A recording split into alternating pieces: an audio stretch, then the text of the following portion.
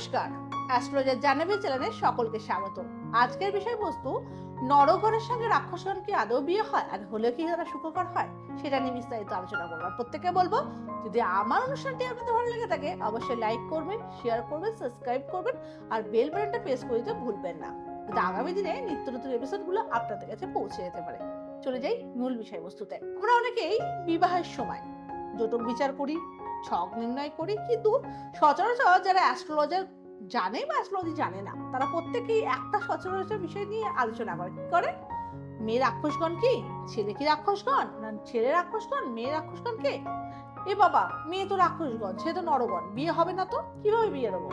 এই নিয়ে মানুষের মনে একটা দ্বন্দ্ব রয়েছে। রাক্ষসগণ, নরগণ, দেবগণ, আদৌ কি গণটা কি? আর রাক্ষসের সঙ্গে দেবগণের বিয়ে হলে কি হয়, বা নরগণের সঙ্গে রাক্ষসের বিয়ে হলে কি হয়? তাদেরকে বিয়ে দেওয়া আদৌ সম্ভব? প্রথমে বলি, জ্যোতিষ শাস্ত্রে রাক্ষসগণের সঙ্গে নরগণের বিবাহটাকে মান্যতা দেওয়া হয়নি। তার পেছনে বিশেষ কারণ রয়েছে, কিন্তু অনেক ক্ষেত্রে ক্যান্সেলেশনও আছে। অনেক সময় দেখা যায় জোটকে সমস্ত জোটক বিচারই মিলে যাওয়ার ফলে গণটা মেলেনি, সেটা কিন্তু ক্যান্সেলেশন করে দেওয়া যায় বা বিয়ে দিয়ে দেওয়া যায়, সেটা কিছু প্রতিকারের মধ্যে দিয়ে। আগে আলোচনা করি রাক্ষস, দেব, নরগণটা কি। বলা হয় দেবগণ। দেবগণ মানে আমাদের 365 কোটি দেবতার সংমিশ্রণে গঠিত দেবগণ, যার মধ্যে সমস্ত কিছু থাকবে, গুণগত মান, ভালো মন্দ সবই থাকবে। আর রাক্ষসগণ মানে যেটাকে বলা হয় দেবাদিদেব মহাদেবের গণ, অর্থাৎ যার মধ্যে চণ্ডালতা থাকবে, যার মধ্যে উগ্রতা থাকবে। আর নরগণ মানে স্বয়ং নারায়ণের গান, যার মধ্যে শান্ত শিষ্ট মনোভাব থাকবে।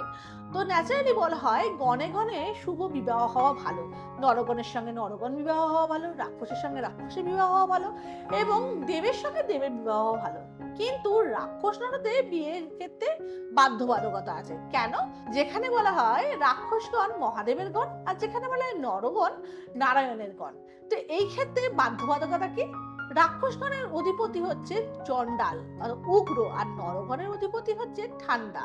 তো একজন ঠান্ডা ছেলে বা ঠান্ডা মেয়ের সাথে যদি উগ্র ছেলের বিবাহ হয়, সেক্ষেত্রে তাদের তো মেন্টালিটি সমস্যা হবে এবং বিবাহিত জীবনে তো সমস্যা হবে। সেই ক্ষেত্রে তাদেরকে বলা হয়েছে রাক্ষস এবং নরগণের বিবাহ চলে না। কিন্তু আমরা অনেক ক্ষেত্রে পর্যালোচনা করে দেখেছি বা মান্যতা দিয়ে দেখেছি যে একটা মানুষের মধ্যে দরকারে তারা দেবগণ হয়, দরকারে তারা রাক্ষসগণ হয়, এবং দরকারে তারা নরগণও হতে পারে। যেমন ধরে নাও, ধরো তুমি কোনো ইন্টারভিউতে গেলে, সেখানে গেলে তোমার মধ্যে কি থাকবে?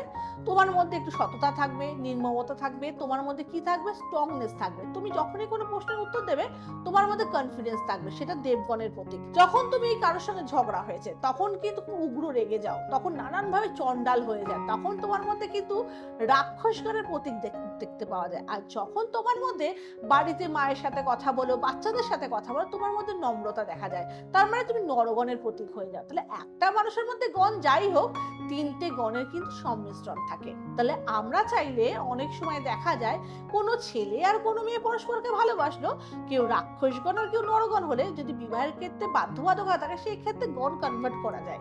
সনাতন ধর্মে যেমন বলা হয় মাঙ্গলিকতা কনভার্ট করা হয় বা মাঙ্গলিকতা করা হয়, সেটা গণ কনভার্ট কিছু অংশে করা যায় সনাতন ধর্মে।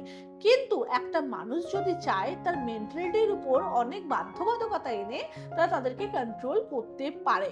তো আমাদের জ্যোতিষশাস্ত্রের মতে রাক্ষসগণ নরগণের বিয়ে না চললেও কিন্তু অনেক ক্ষেত্রে দেখা যায় রাক্ষসগণ এবং নরগণের জাতক পরস্পরের মেন্টালিটির উপর নিজেদের মধ্যে স্থিরতা রেখে তারা কিন্তু খুব সুন্দর সংসার করছে। কিন্তু তার পেছনে আরো কিছু কারণ আছে। ধরো কেউ রাক্ষসগণ কেউ নরগণ বিবাহ করলো, তাদের মধ্যে সমস্যা হচ্ছে, কিন্তু রাক্ষসগণ নরগণ বিবাহ করে আরো কারোর মধ্যে সমস্যা হচ্ছে না। দুটোর মধ্যে ডিফারেন্স কি? যে ব্যক্তির মধ্যে সমস্যা হচ্ছে সেই ব্যক্তি হয়তো তার গ্রহগত প্রতিকারটা করেনি, তার অন্যান্য গ্রহ নেগেটিভ থাকার ফলে রাক্ষস এবং নরগণের যে সমস্যাগুলো আরো বেড়ে উঠেছে। যেমন বলা হয়, ধরো তোমার শরীরে সুগার রয়েছে, তুমি কোনো অপারেশন করতে যাবে, কিন্তু সুগারটাকে কন্ট্রোল না করে তুমি অপারেশন থিয়েটারে গেলে, তোমার অপারেশনটা কিন্তু অনেক রকম সমস্যা ক্রিয়েট হতে পারে, অনেক রকম ভাবে নেগেটিভিটি দেখা যেতে পারে। সেই রকম ভাবে ডাক্তারটাকে কি করে সুগারটাকে কন্ট্রোল করে নেয়। সেই একই রকম ভাবে যখন ধরো নরগণ রাক্ষসগণ বিয়ে করছো, অর্থাৎ সেক্ষেত্রে জ্যোতিষশাস্ত্রে যেহেতু বারণ করা আছে যে বিয়ে করা যাবে না, তখন যদি আমরা গ্রহগত প্রতিকার করে এবং নিজেদের মধ্যে কনফিডেন্সটা বজায় রেখে যদি চলি, তাহলে অবশ্যই নরগণ আর রাক্ষসগণ বিবাহ করতে পারে। কিন্তু ছক বিচার করে নিতে হবে। আর প্রত্যেককে বলবো, যদি মনে হয় ছক বিচার করতে পারছো না বা সেই জায়গাটা তোমাদের সমস্যা হচ্ছে, পরস্পরকে ভালোবেসে ফেলেছো, নরগণ রাক্ষসগণ বাড়ির লোক বাধা দিচ্ছে, তার জন্য নিচে দেওয়া কন্ট্যাক্ট নাম্বারে আমার সঙ্গে কন্ট্যাক্ট করে নেবে, যাতে অতি সহজে সেই সমস্যা থেকে তোমরা বেরিয়ে আসতে পারো, তোমাদের আমি হেল্প করতে পারি।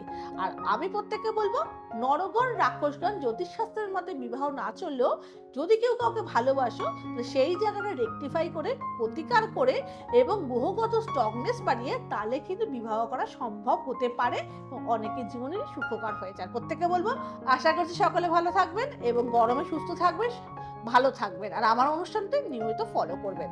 সকলের মঙ্গল হোক। জয় মাতারা। নমস্কার।